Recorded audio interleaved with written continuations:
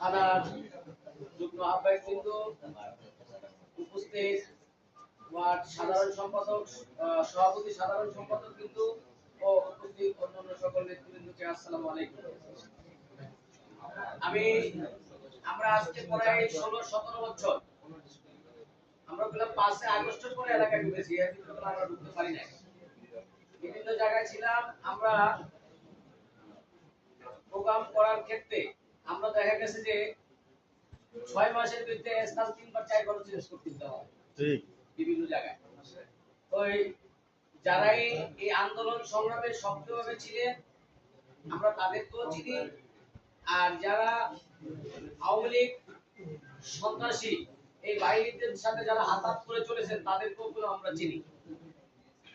আমাদের এই বিএনপি সদস্য ফরম আমাদের সবাই খেয়াল রাখতে হবে যে কোনোভাবে আমরা কোন আওয়ামী লীগ অনুপ্রবেশকারীদেরকে, আওয়ামী লীগ সন্ত্রাসী বাহিনীদেরকে দিয়ে আমরা সদস্যকরণ পূরণ করাবো না। তারপরে এখানে আমাদের অনেক নেতৃবৃন্দ বলেছেন যে অনেক লোক বিএনপি করেছে কিন্তু তারা মুখে সাহস নিয়ে রাজপথে আসতে পারে নাই, অথবা তারা ভীতু ছিল। তাদেরকেও আমরা বাদ দিব না। দরকার লাগে বিএনপি পরিবারের, যেহেতু তারা বিএনপি মাইন্ডেড, আমরা তাদেরকেও বিএনপি পরিবারের সাথে একত্রিত করার জন্য তাদেরকে আমরা গরম পূরণ করতে পারবো। আর যাদের আওয়ামী লীগের ছবি আছে, এমন অমুকের সাথে ছিল, আবার ওর সাথে ওর ছবি আছে, এরকম দেখো আমরা বাছাই করবো। বিশেষ করে আমাদের ক্ষেত্রে কার কিরকম সেটা আমরা জানি না।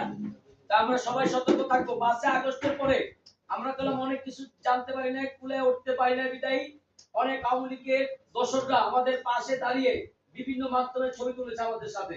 এটা আবার কিছু মনে করেন আওয়ামী লীগ ও এনসিবি যারা ফরমা হিসাবে বিভিন্ন মিডিয়ার মাধ্যমে ও ইউটিউবের মাধ্যমে তারা কাজ করে, তারা কেন এই সুযোগটা নিয়েছে।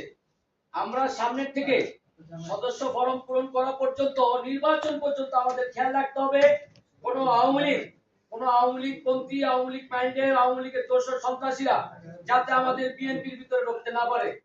আমি এই আশা ব্যক্ত করে আমি আমার সংক্ষিপ্ত বক্তব্য শেষ করছি। আসসালামু আলাইকুম।